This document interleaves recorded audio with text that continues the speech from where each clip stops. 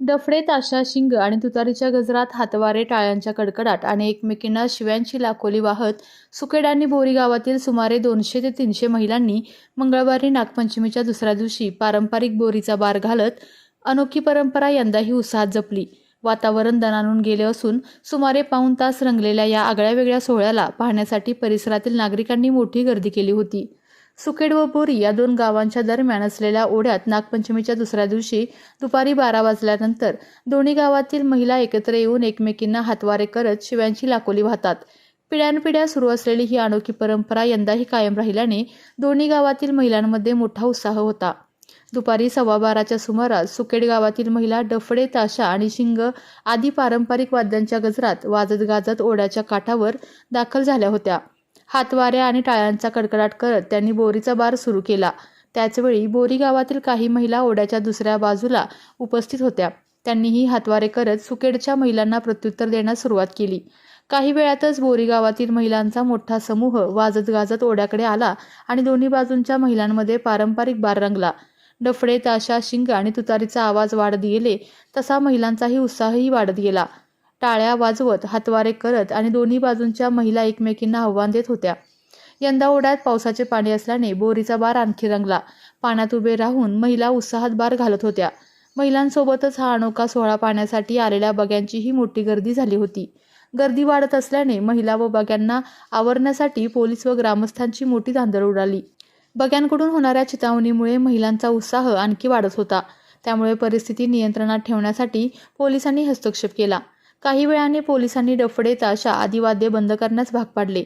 मात्र वाद्यांचा आवाज बंद झाल्यानंतरही महिलांनी टाळ्या वाजवत व हातवारे करत बार सुरूच ठेवला. सुमारे पाऊण तास हा पारंपरिक सोहळा सुरू होता. बार संपल्यानंतर दोन्ही गावातील महिला सुमारे 100 फुटापर्यंत मागे वळून एकमेकींकडे पाहत हातवारे करत बार घालतच आपापल्या गावाकडे रवाना झाल्या. बोरीचा बार संपल्यानंतर सुकेड व बोरी गावातील महिलांनी गावात परतल्यानंतर जिम्मा, फुगडी, फेर आदी पारंपरिक खेळ खेळत उत्साहाचा आनंद लुटला. सुकेडच्या माळावर पाळणे, मेवा, मिठाई, स्टेशनरी आदी विविध वस्तूंची दुकाने थाटण्यात आली होती. त्यामुळे परिसराला यात्रेचे स्वरूप आले होते. बोरीचा बार दरम्यान कोणताही अनुचित प्रकार घडू नये यासाठी लोणंद पोलिसांसह अन्य पोलीस ठाण्याच्या कर्मचाऱ्यांचा मोठा बंदोबस्त तैनात करण्यात आला होता. सहाय्यक पोलीस निरीक्षक शिवाजी जायपत्रे यांच्या मार्गदर्शनाखाली पोलिसांनी गर्दीवर नियंत्रण ठेवत हा पारंपरिक सोहळा शांततेत पार पाडण्यासाठी प्रयत्न केले.